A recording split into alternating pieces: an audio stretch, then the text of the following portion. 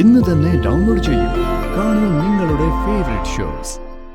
ഇനി ആ ഡ്രസ് എടുക്കാൻ ചെല്ലുമ്പോഴാണ് എല്ലാം കൂടി എന്റെ നേർക്ക് വരുന്നെങ്കിൽ ഓ, ഞാൻ എന്തിനാ ഈ കുരിശൊക്കെ ചുമക്കുന്നത്? എനിക്കും പറ്റില്ല.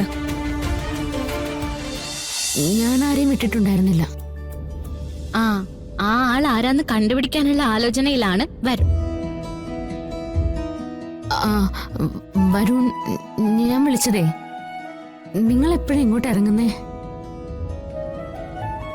രണ്ടുപേർക്ക് ഞാനൊരു വിരുന്ന് തരണമല്ലോ. എപ്പോഴാ ഞങ്ങൾ വരേണ്ടതെന്ന് മാഡം പറഞ്ഞാൽ മതി.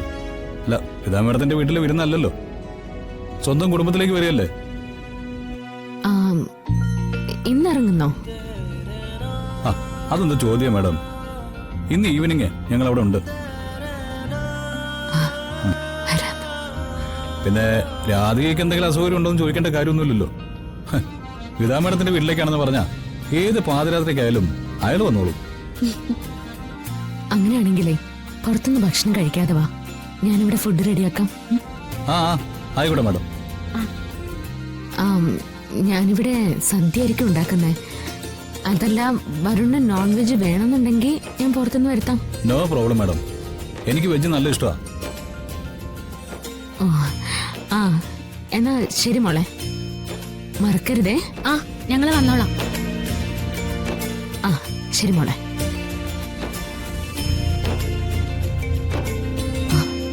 എഴുതി, നമ്മൾ അവരുടെ പേരിൽ വഴിപാട് കഴിപ്പിച്ച കാര്യം അവരറിഞ്ഞു. രണ്ടുപേരും ആരാണെന്ന് അറിയാനുള്ള ശ്രമത്തിലാ. എന്തൊക്കെ വിചിത്രമായ കാര്യങ്ങളാണ് നടക്കുന്നത്. അമ്മ മകളുടെ പേരിൽ വഴിപാട് കഴിപ്പിക്കുന്നു. ആ അമ്മയെ അന്വേഷിച്ച് മകളും മകളുടെ ഭർത്താവും നടക്കുന്നു. എന്റെ വിധി അല്ലാതെ എന്താ? ദേ, വിധിയെ കുറ്റം പറയരുത്. മോളെ കാണാതായി, ഇപ്പൊ അവളുടെ അടുത്ത് വന്നില്ലേ? മോളുടെ സങ്കടങ്ങൾ പറഞ്ഞ് ഭഗവാന്റെ മുന്നിൽ കരഞ്ഞു. അവളുടെ സങ്കടങ്ങളെല്ലാം തോർത്തിയില്ലേ? ദേ, ഇപ്പൊ മോളുടെ വിവാഹം നടന്ന് കാണണമെന്ന് ആഗ്രഹിച്ചു, അതും നടന്നു. പിന്നെന്താ? പിന്നെ ഒരു കാര്യം ബാക്കിയുള്ളൂ. അവളുടെ മുന്നിൽ ഞാൻ അണിഞ്ഞിരിക്കുന്ന മുഖംമൂടി, അതെന്ന് മാറ്റാനാവുന്നുള്ള ചിന്ത.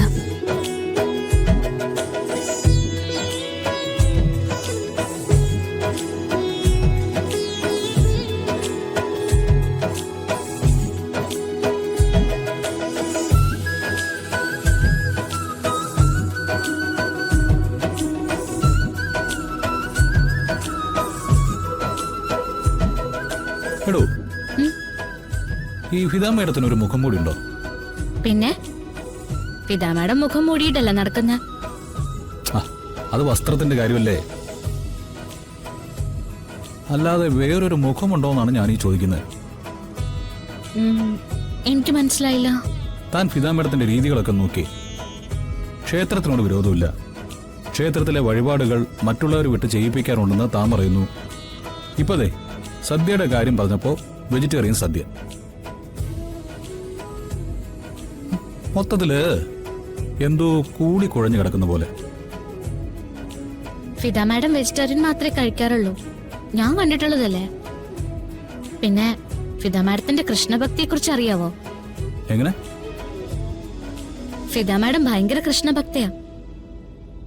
ഭഗവാൻ കൃഷ്ണനെ കുറിച്ചുള്ള എല്ലാ പുരാണങ്ങളും എല്ലാം ഫിദാ മാഡത്തിന് നന്നായിട്ട് അറിയാം.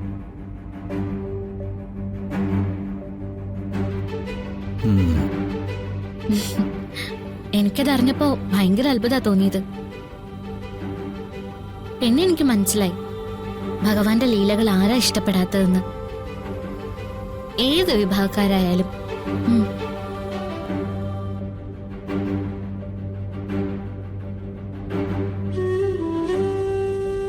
വീണ്ടും ആലോചനയായോ?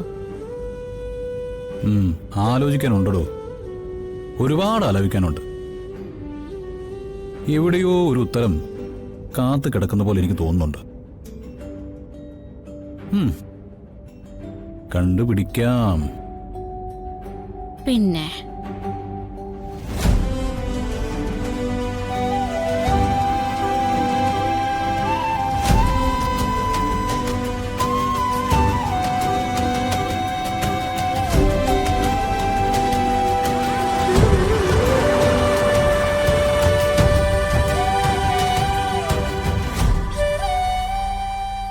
എടുത്തൊന്ന് ഒതുക്കി വെച്ചിട്ട് നമുക്ക് രണ്ടുപേർക്കും കൂടി ആറ്റുവാശ്ശേരിയിലേക്ക് പോവാം. എന്താ എടുത്തി വിളിച്ച്? വിളിപ്പിച്ചത് ഞാനാ. നിങ്ങൾ രണ്ടുപേരും കൂടി ഒരു ജോലി ചെയ്യാനുണ്ട്. എന്ത് ജോലി? അയ്യോ പേടിക്കണ്ട, അടുക്കളയിൽ കയറാനൊന്നുമല്ല. പ്രിയങ്കയുടെ മുറിയില് അവളുടെ ഡ്രസ്സുകൾ ഒരുപാട് ഇരിപ്പുണ്ട്. ഇനിയിപ്പോ അതങ്ങനെ സൂക്ഷിക്കുന്നതിൽ കാര്യമൊന്നുമില്ലല്ലോ. എല്ലാം ഒന്ന് ഒതുക്കി കെട്ടിവെക്കണം. എന്നിട്ട് ഞങ്ങളത് ആറ്റുവാശ്ശേരി കൊണ്ടുപോയി കൊടുത്തോളാം.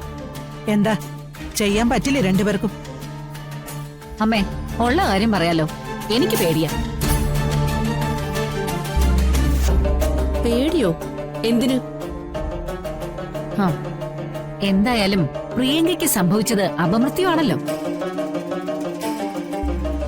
അങ്ങനെ എന്തെങ്കിലും സംഭവിച്ചാ ആത്മാവ് അലഞ്ഞു നടക്കുമെന്ന് ഞാൻ കേട്ടിട്ടുണ്ട്.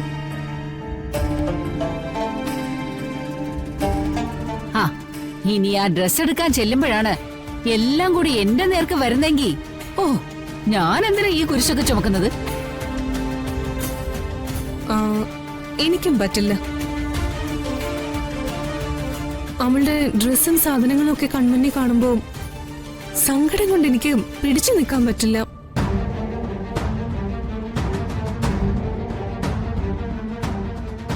ഒരു പണി പറഞ്ഞ അത് ചെയ്യാൻ നോക്കണം.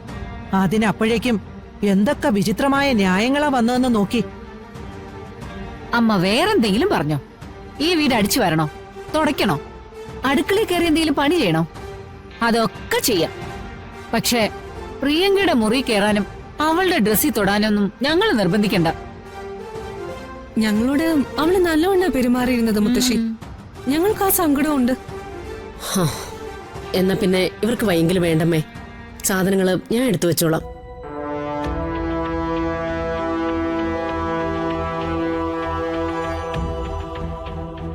എടുത്തി സൂക്ഷിക്കണം കേട്ടോ. ഞങ്ങള് പറഞ്ഞില്ലെന്ന് വേണ്ട. നമ്മുടെ വീടിനകത്തല്ലേ, ഇവിടെ അങ്ങനെ ശല്യമൊന്നും ഉണ്ടാവാൻ പോകുന്നില്ല എന്ന് എനിക്കറിയാം. ശരി, അമ്മയുടെ ഇഷ്ടം.